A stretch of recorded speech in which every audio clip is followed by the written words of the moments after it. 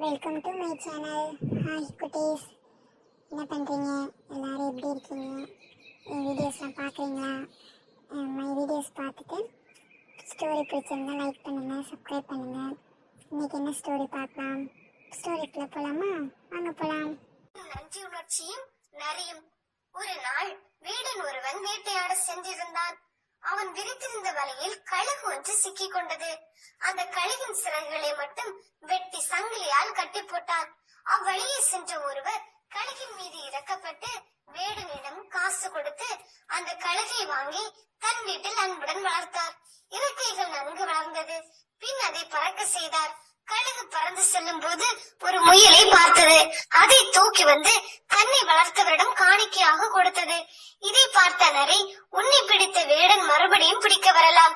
நீ இந்த முயலை அவனிடம் கொடுத்திருந்தால் மறுபடியும் அவன் உன்னை பிடிக்காமல் இருப்பான். எதற்காக அவரிடம் கொடுத்தாய் என கழுகிடம் கேட்டது. இல்லை, நீ சொல்வது தவறு. வேடனிடம் நான் முயலை கொடுத்தாலும் பிற்காலத்தில் அவன் என்னை பிடிக்காமல் இருக்க போவதில்லை.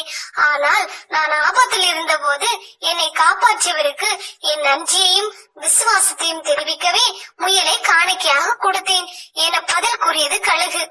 நீதி: உதவி செய்தவரிடம் நன்றியோடு இருப்பதுதான் பண்புள்ள செயல். Thank you for watching.